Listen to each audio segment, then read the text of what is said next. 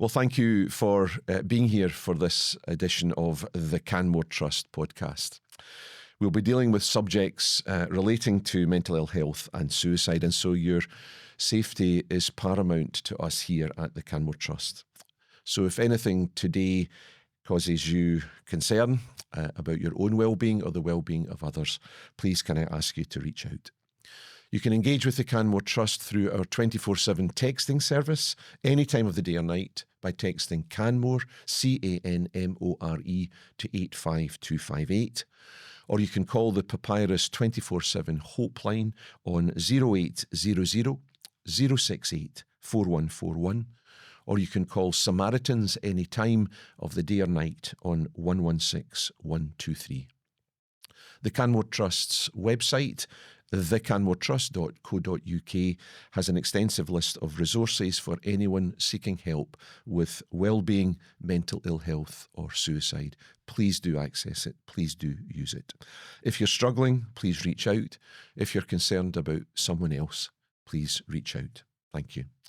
And so I turn to our guest for today, Karen McKeown. Karen has become a good friend, someone who's got a story to tell, and I'm so looking forward, Karen, to hearing more of your story today. So welcome to the Canmore Trust Podcast.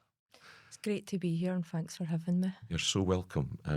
Can't wait to hear more of your story and the impact that it's had on so many people, and so let's open that up in due course. But before we do that, Karen, I'd love you to tell us just a wee bit about yourself, who you are, where you're from, what your life has been like to date, and just great to hear about you.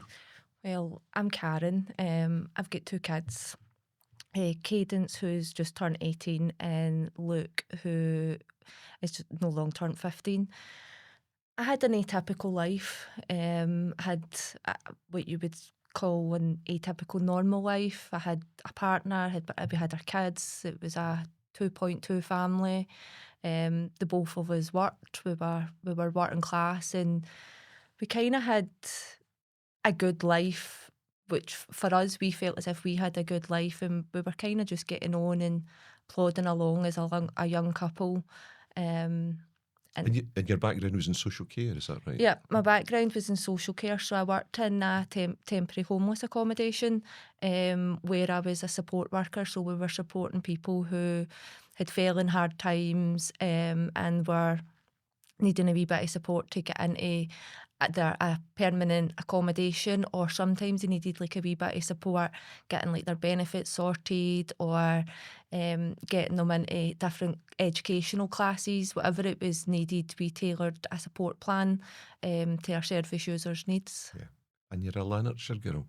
I was born in a wee town called Belsill, where I've stayed majority of my life. I've not really moved out the area. I'm not surprised that your initial professional background was in social care, because you come across to me as someone with a huge heart, particularly for the downtrodden, for the people that have fallen in tough times. Is that a fair assessment of you as a person? I would say it is. I would say my upbringing has a lot to do with that. The area I stayed in, although So council house girl? Yep, scheme girl. Yeah. Although like my parents worked and we were able to get things in life that our peers weren't, I seen a lot of deprivation round about us. I seen a lot of addiction, a lot of mental health, and I just always wanted to kind of try and help that. Plus I had my own experiences as a teenager. I had my own experiences with that, so I always kind of wanted to help someone rather than put them down, which I felt in a scheme life you tended to find that quite a lot. Yeah, and I guess we'll come on to this, but one of the things that you've done more recently is you've taken people who you feel have been put down by the system, and you've kind of given them a punty up, you've given them a hand up, and I guess we'll come on to that in due course.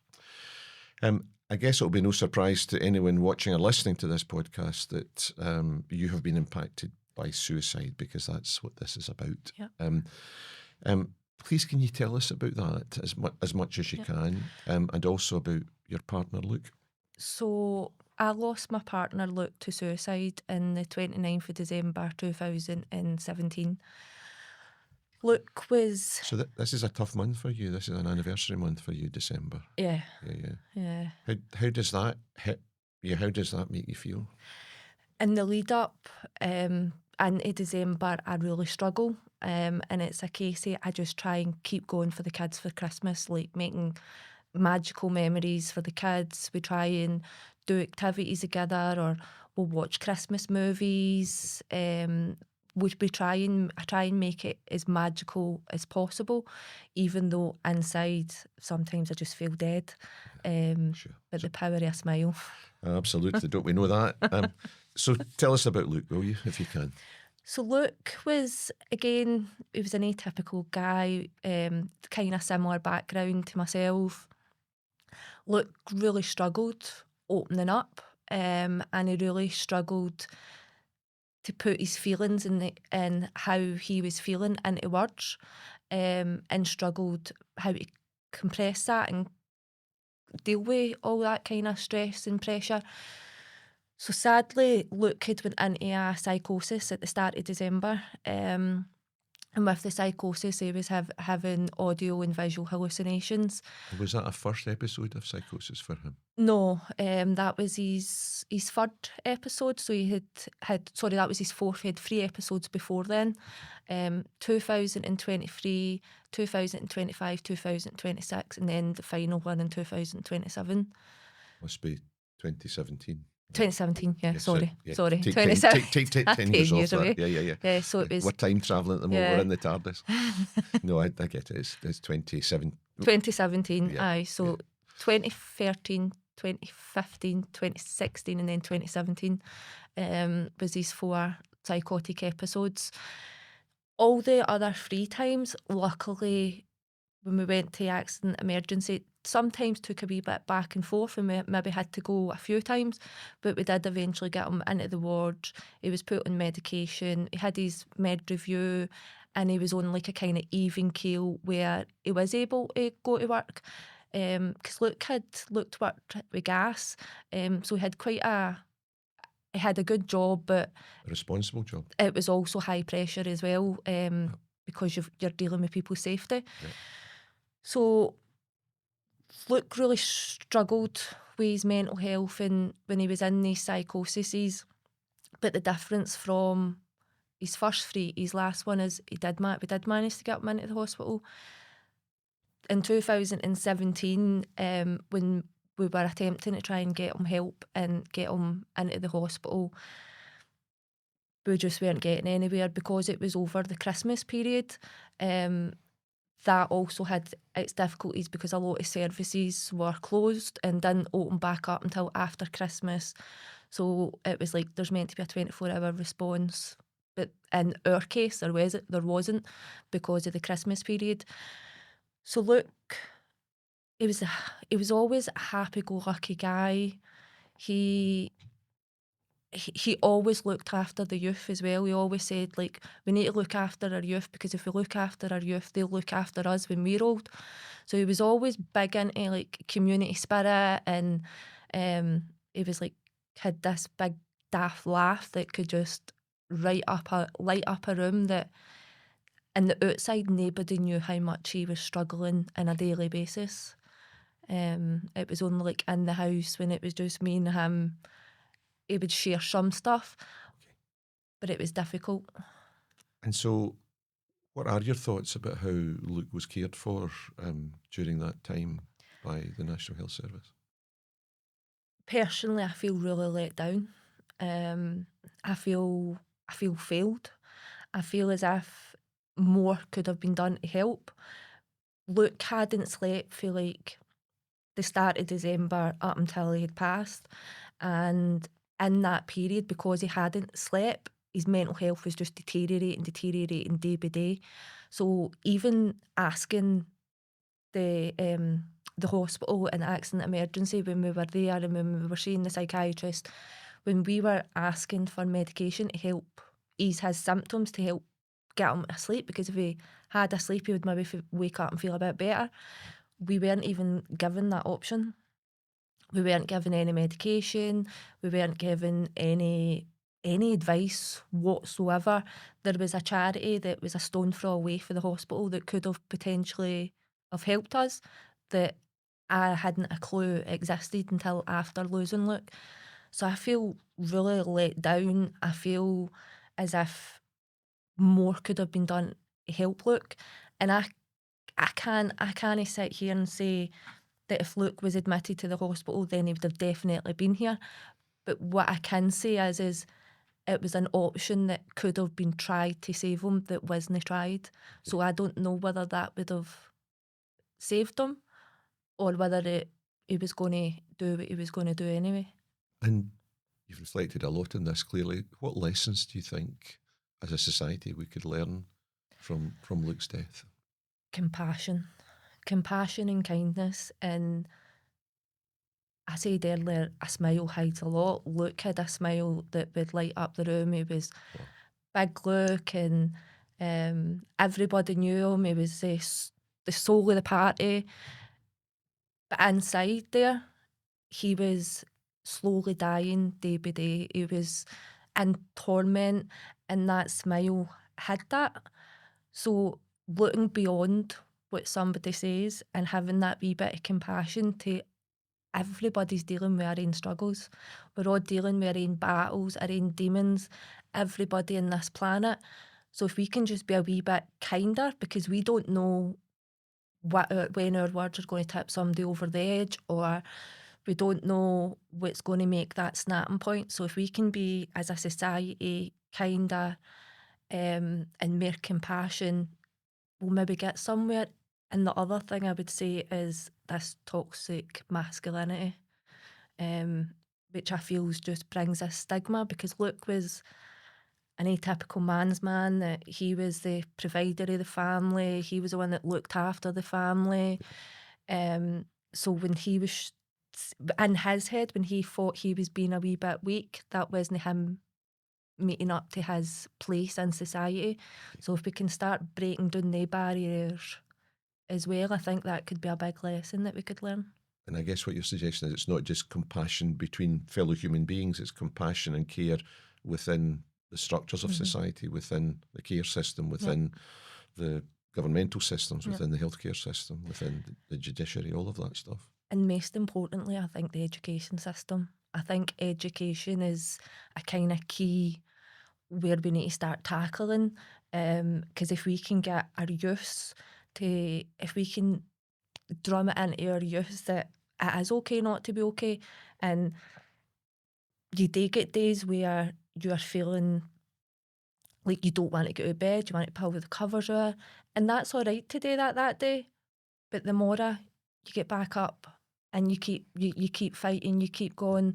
And if we can get that into our youths and break that toxic masculinity from a young age, that would help future generations. Brilliant. Yeah, really helpful. Thank you. Can you tell us a wee bit about the early days after Luke died? And I know that's not a nice thing to reflect on, look back on, but I think it would be really helpful if we could hear from you. And then specifically, how did you cope? The early days were hard. They were really difficult, and again, my full focus went to the kids. My kind of feelings went to the side to start off with, whereas how am I going to break this to the kids? What am I going to tell them? What's life going to be like for us? All these kind of questions go through in the initial stages. And I came straight out angry. I was right for the get-go, I was angry. But I was angry at the systems. I was angry at the NHS for no helping us, for letting us down. And I'll never forget the morning after I had found Luke. And it was like after the police and stuff like that had left, and my family took me to the out-of-hours doctors because I was in hysterics, so they're like, she needs sunk to calm her down here. So they took me to the out-of-hours GP, and I remember sitting in that office on my phone, and I was actually emailing MSPs that very morning. And that's just how I kind of came straight out the back, is so angry. And luckily I had Monica, Monica Lennon. She messaged me. Your MSP. Yep, my Yes. MSP, Monica Lennon. Yeah. I had messaged her because I was working with her on another project to do with kids with autism. So I had just wrote to her, can we just put that to the side? Been into a big spiel, probably didn't even make any sense. And Monica, over the Christmas period, she had actually emailed me back, which was was quite big because it felt as if somebody was listening. Yeah. And that's what I think I needed at that time, that somebody was listening and somebody was going to help me, like, make this better for other people. Yeah. And we know that anger can be a really significant part of the grieving process of suicide. You landed in it, and in a sense you've continued with it, which has motivated you to do a whole host of different things, which I guess we'll come back to just shortly. But let's stay with the kids for a second. You've got two great kids. How have they coped with Luke's passing? It's been really difficult for the kids. So my son was 7 when his dad died, and my daughter was 10. And at that age, I think that's a very pivotal moment in a kid's life, especially to go through something so traumatic. And the two kids had seen a lot, although. So when Luke wasn't well in the run up to his passing, we were going back and forth to accident emergency. We were going to out of hours. We were going to the CPNs like 8 times the week before Luke's death. We attempted to get him help, and the kids seen all this. So I just always kept saying to them, "Oh, we're going. Your dad's not well. He's got a sore head. We're trying to get his head better." And so the kids kind of seen this. So right from the kind of get-go with them as well, I think I can definitely see myself in both of them. Yeah. But right for the get-go, like my son, when I first told him, the first thing my son said to me is, "Why did the doctors not help my dad?" And with my son specifically, he's got autism. So he really struggles to understand, and with the autism, he used to think that, well, in the games, the characters come back, so how can my dad not come back? So trying to explain to him that your dad's not here anymore, he can't come back, that was quite difficult because it was constantly reliving that trauma. And then I felt as if I had to just be I felt cruel, because I had to be very straight with him, like, no, your dad can't come back. You can't take a pill to come back. You can't magic a wand. It's not like your computer games. So he really struggled with that. My daughter, she was very closed off. She was a total daddy's girl. So when we lost Luke, she just went into her shell. She just total shell. And I'd really struggle to break down that barrier with Cadence, because she's built walls up. Yeah. But what I found really helped with Cadence, talking therapy wasn't her thing. Like, that didn't seem to work for her. But she goes to equestrian therapy, and that seems to be what's kind of helped her. Tell us a wee bit about that. How does that work? So the equestrian therapy, she volunteered to start off with. Funny enough, it was to initially when she started off at Ponies Help Children, it was to build up a CV because she was actually wanting to get into veterinarian. Okay. And so we had put her in there no knowing what was going to kind of come out of it. Yeah. But the way Ponies Help Children work is it's equestrian therapy, so it's rescue horses. And see, when you see like their before and their after pictures, and it's just heartbreaking, but they do amazing things with the horses. So it's rescue horses, and then it's kids with additional needs, and they come and they'll like groom the horse, or fantastic. There was one kid had like put all their animals in the back of the horse, all their wee toys lined up in the back of the horses. And when Cadence volunteered, she got trained up as a handler, so she would take clients, like younger kids. So she's like saying to them, "Oh, so Bumble's a wee bit agitated. Like, how come we can't bumble down when she sees the kid agitated? But she doesn't realise she's getting therapy for that Fantastic. as well. Yeah. And if she's having like a bad day or something like that, the woman that runs it, she'll say, "Come up and get a pony cuddle." And Fantastic. So that's been really helpful. it has. It's been. It's an amazing. So you put so much effort into the kids in their grieving, I guess, after Luke died. Do you think you parked your own grief? Do you think you just lay it aside for a while? I think so. I think I was just kind of running on survival mode. And it was just kind of keep going. And you kind of forget about yourself in the whole process. And it's just like making sure the kids are all right. But And do you remember a time when your grief did come back and hit you? oh, aye. Can you tell us a wee bit about that? It just this overwhelming pain. How long after Luke's passing was that? I would say it comes in waves for me. I would say the initial one kind of was maybe about a good year after Luke passed. Because I hear this all the time, and I'm not sure it's something that we've really looked at in the suicide grief community, because often it's a parent, and it's predominantly the female parent, I think, but it's often the mum that just takes it and runs with it. I think that was our story as well, looking after kids, the kids, and then your grief journey kicks in eventually, and when you're sure that your husband or your partner or the 3 kids or the 2 kids or whatever it is are okay, then you can go, Aye. yeah, now it's my time. And it's just like this overwhelming feeling, and it can just hit you. For me, the very first time for me, it was a song. Okay. It was a song that had come on the radio, and it was just like the dam had just burst. I was driving, I'll never forget it. I was driving along, and I was actually going to, no, was it COVID actually? Where was I driving? I was driving somewhere anyway, and I remember the song came on the radio, and just the tears just. And was it Luke's flooded. song? Was it one of his favourites? Or It was a Biggie Small song. Okay. And it wasn't even as if it was a sad song. It was like Biggie Smalls, like one of these. But it was his song. We played it at his funeral, and I really struggle to listen to the song, but it makes me feel closer to him as well. And I think sometimes we need to grieve, we need to let it out. And I found the longer I hold it in without that dam bursting, the longer I hold it in, the worse it is for me. Well, for me, the music thing's very potent. So for us, it was Caledonia. Cameron loved the song Caledonia. And I actually found myself making myself cry. I would go and listen to the song to make myself cry. Because I wanted to feel him in that moment. I wanted to be closer to him in that moment. Yeah.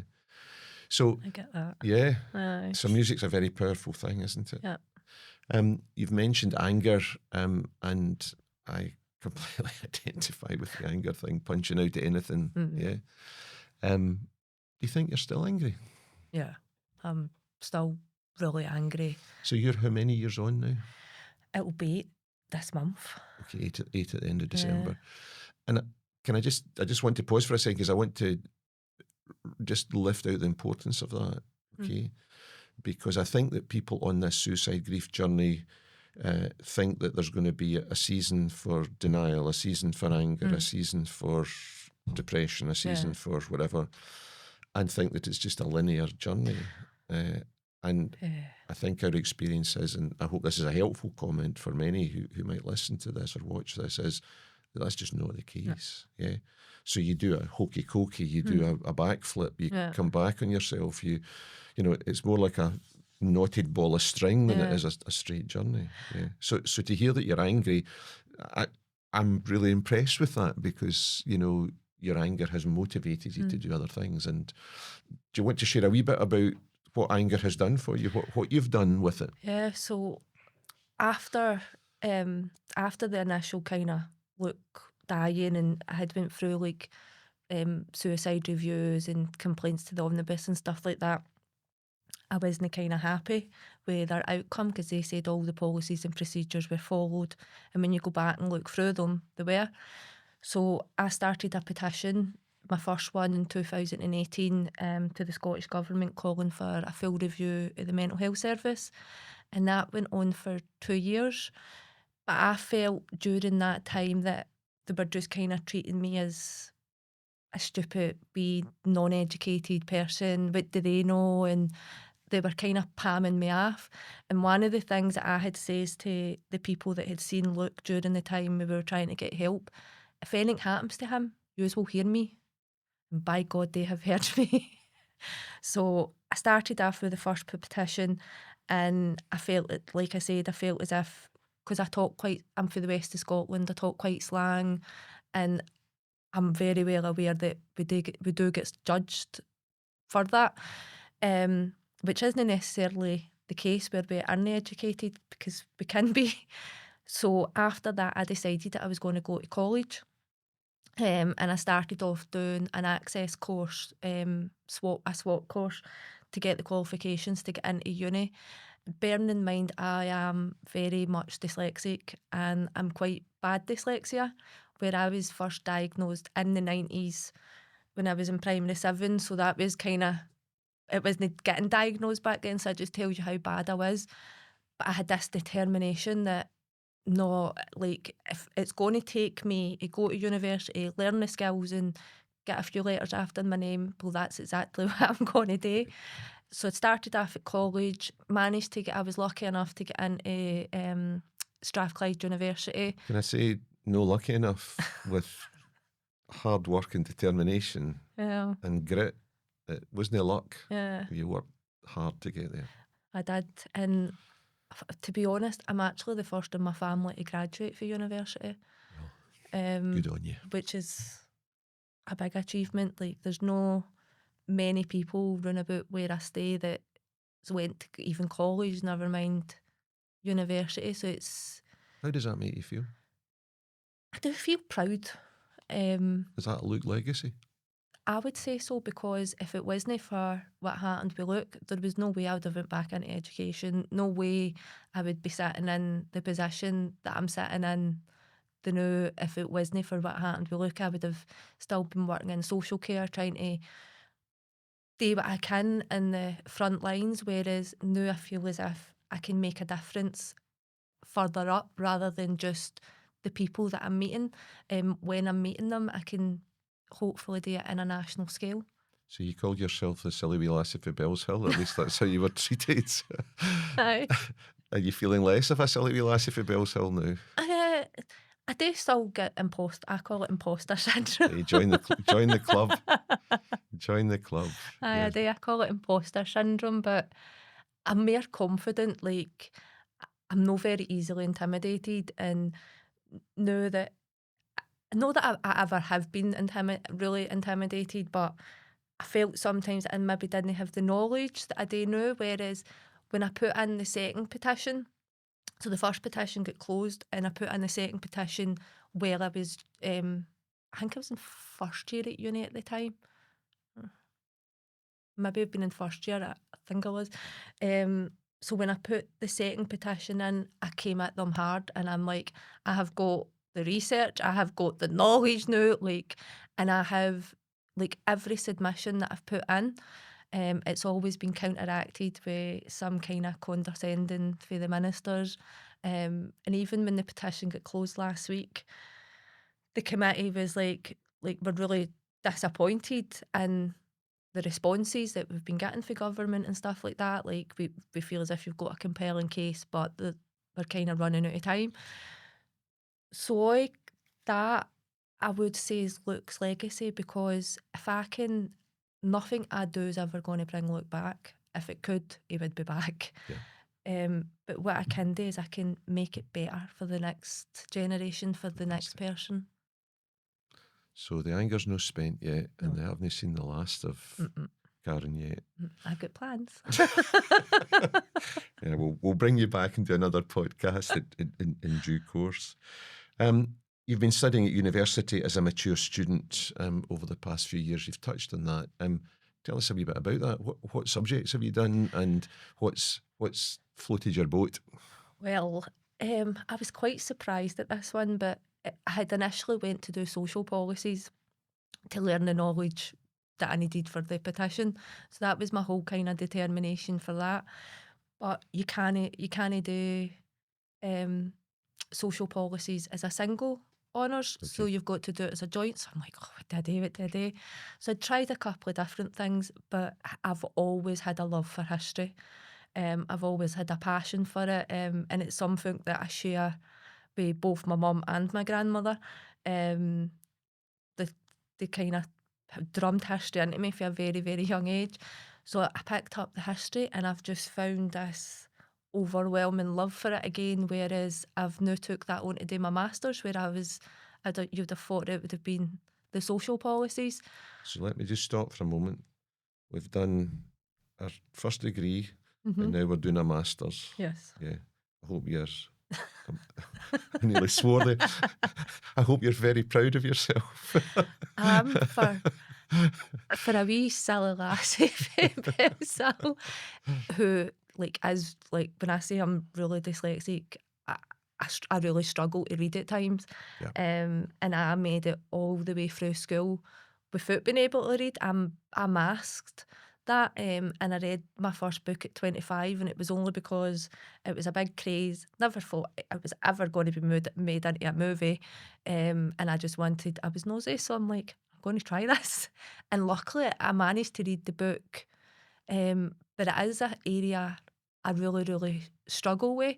And I think sometimes when I'm writing my submissions, my difficulties kind of shine through my submissions, and I think sometimes that's how they don't take me serious as well. And I'm like, I'm going to make yous listen to me. I don't care what it takes, but yous will listen to me one day.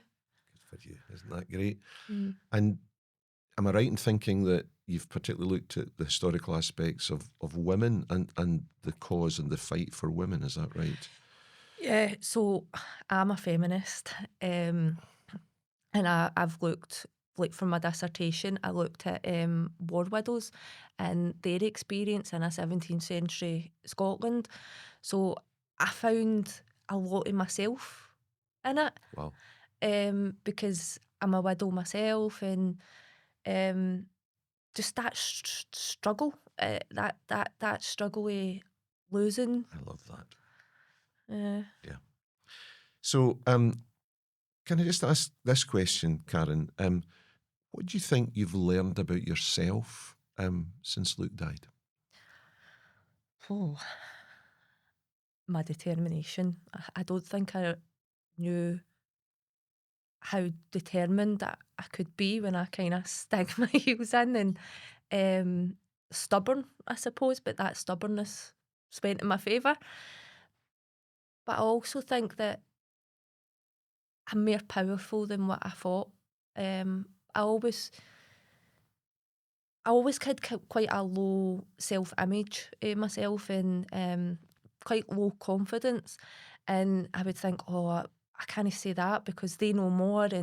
But now I'm like, no, I've got something to say, I'm going to say it. And I don't hold back anymore the way I used to. But I've also realised I'm a people pleaser. Okay, that's interesting. Yeah. I've turned into a people pleaser, which That's a battle. it's a battle in itself. Absolutely, yeah. And you talked earlier about imposter syndrome. Mm. Yeah, so I'm a council house boy as well, and my wife sometimes says, "Is it imposter syndrome or a chip in your shoulder?" Which of it is? And I sometimes think it's both. Yeah. Yeah. And she shouts at me and says, "Get that chip off your shoulder." Do you think you've still got a chip in your shoulder about being a Bells Hill girl? I think I do, because like even when I had said that, because I talk quite slang in the west of Scotland and seen as uneducated Neds and all of this kind of thing, I think that I do still have that chip on my shoulder. But I'd never change who I'm are. Like I can't help it. I still talk slang, and even when I try and say the proper words, it doesn't kind of come out. It just comes out slang. Well, just wait till they give you your MBE and your freedom of Bells Hill or whatever the the citizen's honour is. We'll see what happens then. This is a very tough question, and I'm sorry for it, but it's a really helpful question. It's a question that we get a lot of response from the podcasts. What would you want your kids to know about their dad? And then secondly, do you talk openly with them about suicide? I would just like them to know that their dad loved them very much, and that although he died by suicide,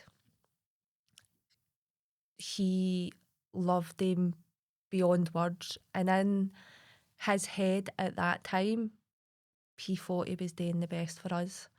So I just want the kids to know that it was nothing that they done, how much he loved them, and just all the happy times that we had, all the daft carry-ons when we went sledging. That was one of the last things we done as a family. Is Luke was adamant we were going sledging, so I just want them to remember the good times rather than the bad. And in our house, I think it's very, we talk very openly about suicide.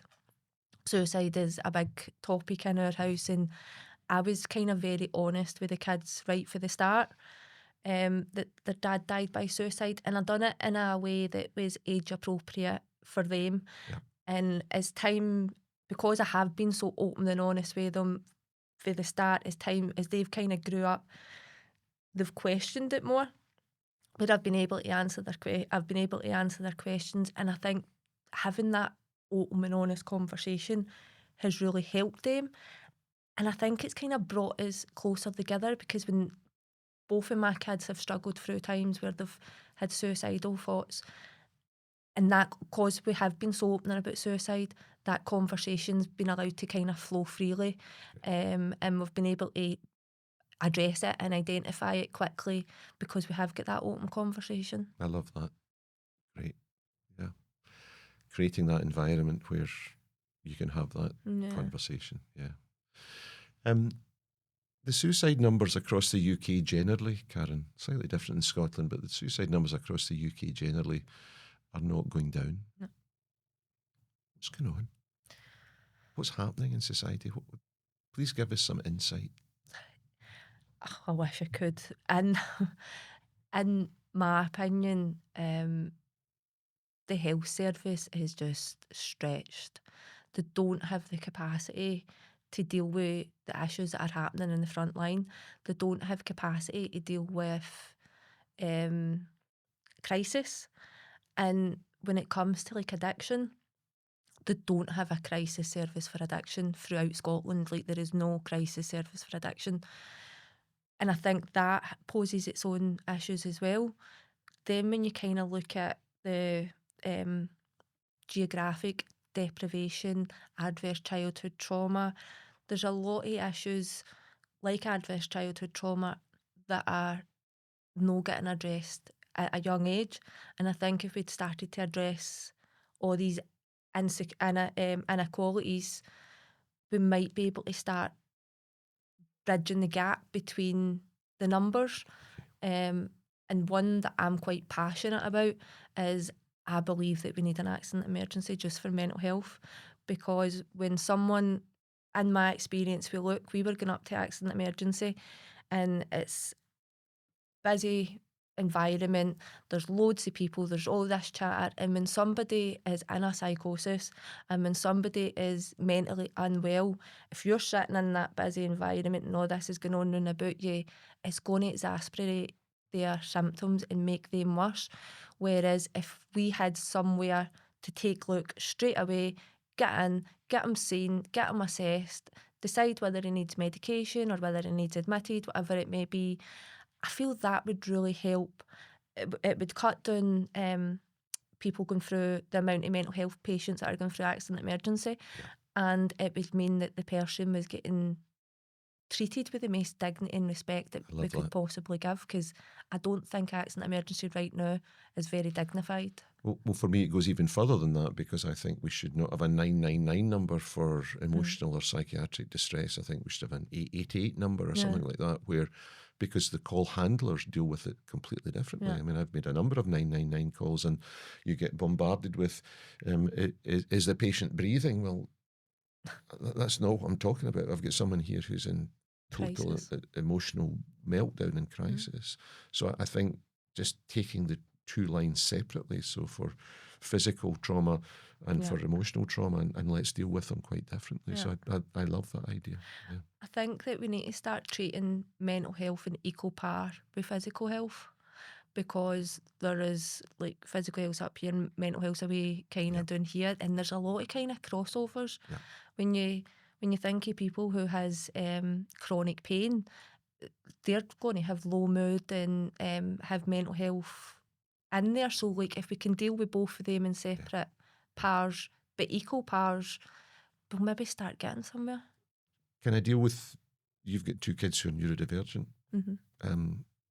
What do you think about services available for support and care for those who are neurodivergent?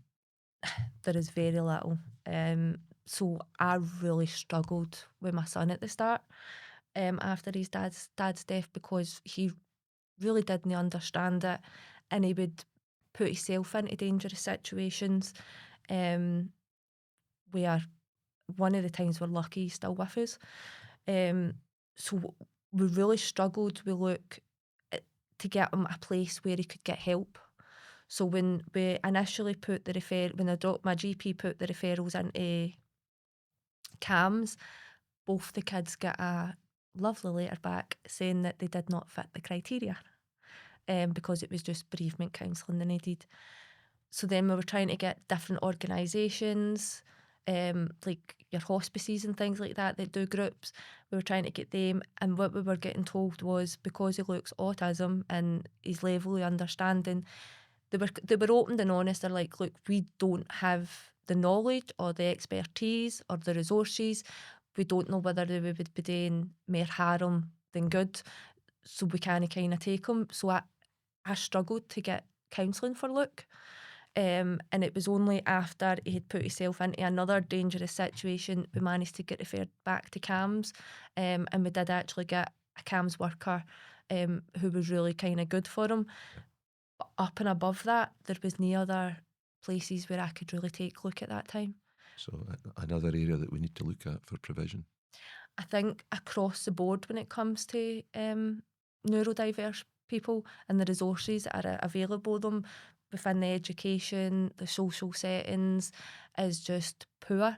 Because that was actually what I was working with Monica in the first place before all this happened with Luke. Was at that time when a kid turns 18, when a child with autism turns 18, they're transferred into adult services, and adult services for people on the spectrum is just non-existent, really. So I'm thinking, what is there out there for my son when he turns 18, and what if I'm not here anymore? Sure. What is there? So I was doing a campaign to try and get more support for adults with autism. Okay. And that's what I was that's the kind of thing I was dealing with Monica. And I also done one to try and get support during the summer holidays, because as a parent with a child that's on the spectrum, you're ripping your hair out your head during the summer holidays, because it's just so stressful, it's just full on. And then when you add grief on top of that, Wow. when I look back at the times and how kind of difficult the times were, I'm like, how did we get through that? Well, I hope there's someone or a number of people who are listening in to the podcast who think Karen did it, then we can do it as well. So thank you for being that inspirational person. In the Canmore Trust, we use the phrase a lot that today's postvention is tomorrow's prevention. And you have been part of the Safe Space postvention group in the University of Strathclyde. Yeah. Has that been helpful? It certainly has. I would say it's actually been like a lifeline for me, because what we were saying, you just kind of closed on in life. But when I go into that space, I know that's people that understand, and I know I don't need to keep my mask up anymore when I go in that room. And we're brilliant actors, because we can keep that mask on when we're absolutely dying inside. Sure thing. But when I go in that room, that mask just drops. And it's even when I'm walking up and driving there, like you can just feel it, like, Yeah. um, And you go into a room with people who've been through a same or similar experience, and you just don't need to pretend anymore. no, You can just be yourself. right. Another tough question. Have you been suicidal yourself since Luke died? I've had a few occasions where I've really struggled and things have just kind of got too much. And that's been there. But I think when you've lost somebody to suicide, I don't think suicide's far from your mind. Um, it's just having that safe plan in place. And my safe plan is as the kids, like, I remember that day telling them, and if they had to lose me, that would be 10 times worse for them. And I've still got too much to do in this world and too much to Much prove. damage to do. I've got a mental health system to fix. I love it. It's great. Yeah. So let me give you that all power at the moment. Okay, so I'm going to say you're now all powerful, Karen. You've got a blank sheet of paper and an unlimited budget in front of you. Please tell me what Karen would do to bring suicide numbers down. Oh, I'd get rid of all the higher ups for a start. I would focus right in the front line where it needs to be. I think there's too much coming from above and they don't really necessarily know what's happening on the ground. So I think that's where we need to start, is on the front line. Compassion and understanding, and then education system. We need to tackle our education system. There's in life we go through stresses. We've got natural stresses. Sometimes stress is a good thing, just not too much. We've got like stresses with exams, with work life, finances, whatever it may be. But knowing how to deal with that stress and that pressure, that is where education and school kind of comes in. Because if we can teach that for a young age, then it can help further through their life. We might never be able to eradicate suicide in our generations, but we can for the future. And I think that's the most important, is keep trying to do what we can do to help everybody, but keep pushing for the youth and the future generation, because they are our future. Like, they're going to be running our country one day, and we're going to be at their mercy. So we need to look after them, like, which is exactly what Luke says: look after the youth, and they look after us. Yeah. How much do you think that lived and living experience in bringing that to government, to local authority, to the education system, how much do you think that's important? I think that's huge. I think lived experience is, again, it's key, and no just because it's a tick book exercise, but I sometimes feel some of the strategies are right now, the actual listening to people's experience, what they think would make it, what would have made it better in their circumstances and in their thing. And then I bet you if you had to gather up everybody's lived experience, you would tend to find a lot of them say the same thing. That would be quite a pot, wouldn't it? Mm-hmm. Yeah. If we could Good research. Yeah. Maybe that's the PhD then when it comes. Oh, possibly. What do you think you've learned about suicide, Karen? And in that context, what do you think you've learned about preventing suicide? Oh, what I've learnt about suicide is it's carnage, absolute carnage. It's unlike anything else, No, isn't it? aye. Yeah. And Because you've lost in your life, I've lost in my life, Mhm. but there is no comparison. It's No. and unless you've been there are no words to describe Yeah. it. So carnage is a good word. um, I would say as well that it shows no discrimination. And I think that's, I don't know if you'd say powerful thing about suicide, that it can affect anybody at any point in their life, regardless of what walk of life we come from, what part of the country you stay in, what part of the world you stay in. Like, suicide happens right across the board, all generations, and it's been happening for generations. Yeah. And we have done a lot to break down the stigma, and that conversation is starting to open, but we just need to keep pushing through to make sure it stays open and it's Do you no. think we are winning on the issue of stigma? Sometimes I do. Do you think we're winning on stigma about mental health or mental ill health? It's a hard one because sometimes I think we are, and then other times it's like we went back I 10 years. I completely agree. So I think we're making progress, and then I hear stories from the suicide community that would make any residual hair I've got fall out. There's this real sense of stigmatisation around mental ill health, and then certainly around suicide still, and it really pains me. Yeah. I really feel it very personally. Because you see it quite a lot when somebody is struggling with mental ill health, and it's they're crying, they're attention seeking, and it's like no, they're struggling and they need help. Like one way or another, they need help, and it's trying to reprogram society. We're back to kindness again. We're back to compassion again.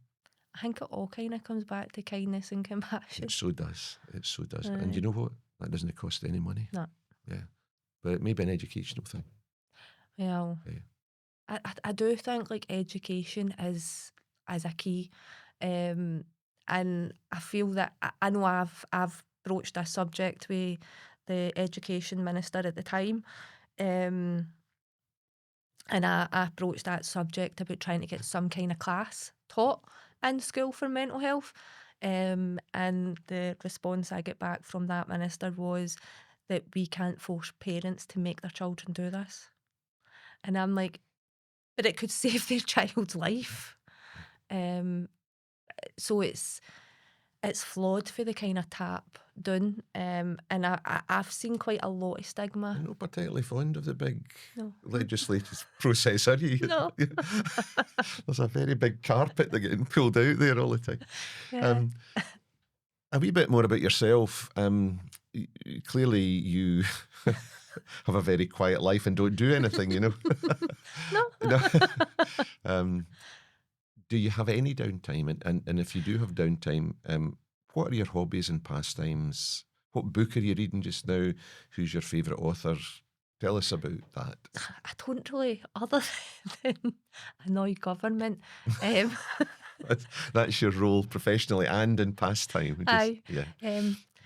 But I used to enjoy, like, I love to sing. And I used to love, like, doing musical theatre. And I used to, like, perform in plays and Brilliant. musicals and stuff like that. But I've not managed to do it in a long time. I don't even know if I'd still have the confidence or the guts to get on a stage. Do you want to do a wee song now? No. I've got so full. yeah, excuses. But other than like spending time with the kids, and I love reading my history. Okay. I read a lot of like history books, a lot of banned books. Believe it or not, they've obviously been unbanned. As in historically banned? Yeah. Yeah, okay. Yeah. So there's like a lot of places that had different banned books, and just because of that, I'm like, oh, why was that banned? And I'll have a wee read. And my Outlanders. I love my Outlanders. Yeah. Aye. Yeah. Is that your big thing? That's my big thing. I'm going through the books, and I'm like actually going through the books one by one. But I've watched like the full season. Brilliant. But again, that's history. Well, let me encourage you to take some more time out and just relax and do some more reading and some more watching of box sets and all the rest of it. Karen, if someone is listening or watching this podcast and they're thinking of taking their life today, what would you say to them? Please don't. Think of your loved ones. Think of your mum, your dad, your partner, brother, sister, and at that moment in time, you might not think that they'll care or they'll bother, but they will. They definitely will. It's only when we've lost somebody we sometimes realise how much a part in our lives they play. and just remember that we play a part in somebody's life. Somebody loves us, somebody cares for us, and in that moment, like I said, it might not feel like that, but somebody will, and somebody will miss you, and just remember that. Because what I always say is it's sometimes passing their torment onto us. And that's at times I sometimes feel that Luke's passed his issues onto me and the kids. So please, if anybody is ever thinking or listening and thinking of taking that step, please don't. Just think of your loved ones and reach out to the Canmore Trust, like Papyrus. There is so many amazing organisations that are trying to bridge the gap. Yeah. Just reach out to them. Great advice. Thanks so much. Have you any unfulfilled aspirations or expectations for life? I don't actually know. My question was, given you've taken a bit of a hit at our political masters, would you ever be an MSP yourself? Do you know, the idea has been floated to me a few times now, and the answer is I don't actually know, because I don't know if it would be too political. Am I hearing this from Karen McKeown? The risk of being too political? Yeah, because then it's thinking of what party to go with, and I'm the type of person that I would never toe the line. You surprise me. So unless I'm going to go independent, Yeah. I don't know is the answer, but I do kind of see myself ending up in politics. I think you've been an amazing force for good. Please don't pass that aside as a possibility. I think it would be amazing. And just as we finish, how will you look after yourself today? Because we've stirred a lot today in discussion, not just today, but in other days. How do you look after yourself? How do you make sure that you're in a safe place? Well, today specifically, I'm getting my nails done, so that's a wee pamper session. But in general, what I'll do is I'm a Reiki practitioner. So I'll do my own self-healing, my own Reiki. Okay. So probably when I go home, I'll do that. I'll just do a wee quick body scan, and I'm not very good at meditation. So I struggle at actual meditation, but is it PMR? The muscles, where you tense up your muscles and then release. All right, okay. So do that, then do my Reiki, and that will help me kind of decompress, and it also helps me place it in my head. Reiki has been an absolute godsend in my life. I learned it about a year after Luke died, a year and a half, and it's been like, that's my Reiki journey, and I'm going to go through my masters for that as well. Interesting. Good. May as well do it at the same time. But I'm hearing the nails getting done. There's space for a wee bit of self-indulgence, a wee bit of time for you. Yeah. And I'm going out this weekend, so that's something to look forward to as well. So just always try and see the positive. I always, and even in the experience and what's happened with Luke, I always say in every negative situation there is always a positive in there. It might be the smallest thing, but if you can pull a positive out of a bad situation, then you're winning. Wow. That's a great place to finish, given all that you've been through and all that you've shared with us today, that so much positivity you've brought out of quite a difficult life experience. So Karen, thank you so much for being with us on the Canmore Trust podcast, and I can't thank you enough for all that you've shared today. Thank you so much. Thanks for having me, and thanks for everything you've done for me. It's great. Let's keep the conversation going and building this community. Definitely. Thank you so much, Karen. Thank you. Well, that was a really powerful podcast. I'm so grateful to Karen for being part of it. And thank you to you too for being part of this episode of the Canmore Trust podcast. I really do hope that you've benefited from Karen's story and from being with us today. Your safety is paramount to us here at the Canmore Trust, so if anything of today's discussion has activated concerns within you about your own safety or the safety of others, would you please reach out? You can engage with the Canmore Trust any time of the day or night through our texting service by texting Canmore, Canmore, to 85258. Or you can engage with the Papyrus 24/7 Hope line on 0800 068 4141, or you can call Samaritans any time of the day or night on 116 123. The Canmore Trust website, thecanmoretrust.co.uk, has an extensive list of resources for anyone seeking help in regard to well-being, mental health or suicide. Please do access it. Please do use it. And so if you're struggling, please reach out. If you're concerned about someone else, please reach out. Thank you so much, and we'll see you on another episode of the Canmore Trust Podcast. Thank you.